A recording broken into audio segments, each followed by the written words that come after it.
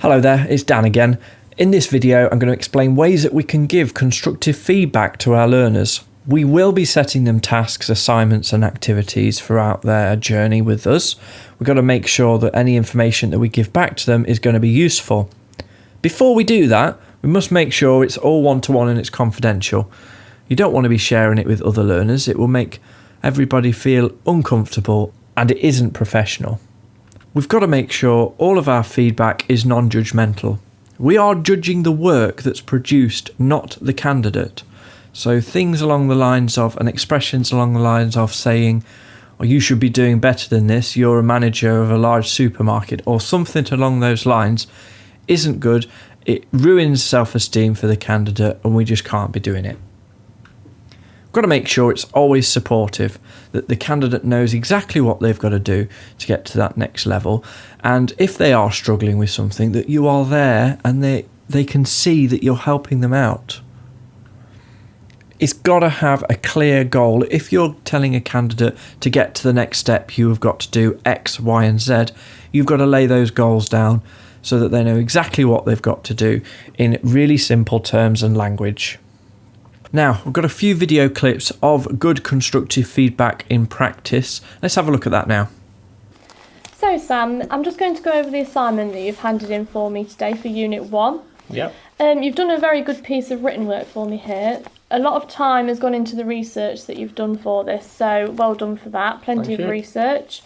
There is one small thing I would say is that you do need to proofread your work. Okay. There is quite a few spelling errors, punctuation, wrong words used. Yeah. So if you just proofread that for me. Okay. But again, the pictorial representation you've got to open the unit with is excellent, so well done. Thank you. For that.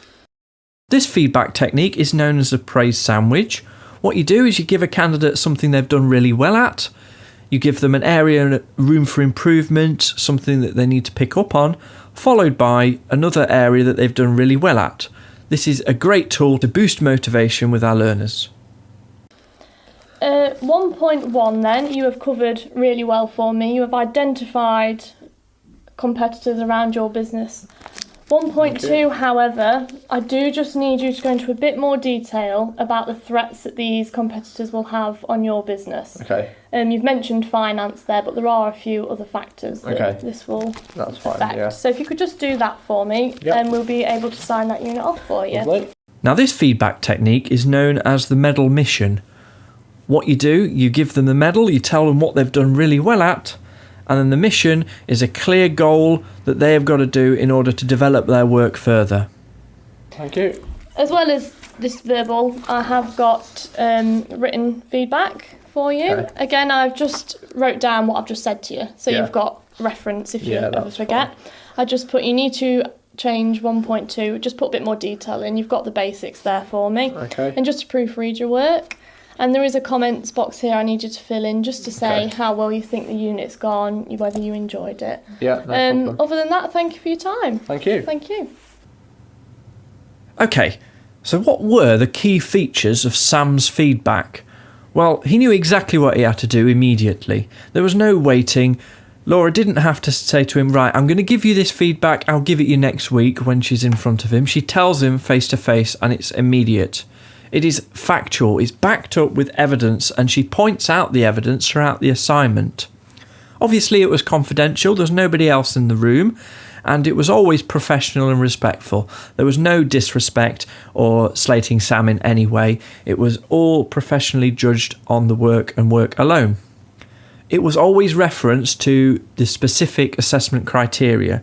Now, Sam's feedback was tailored specifically for him. It wasn't some generic comment bank feedback system. It was personal to him. It gave him clear developmental targets that he knew exactly what he has to do in order to complete the task to the required level, and it was very specific to the assessment criteria. There was no waffle or feedback that wasn't relevant to his work.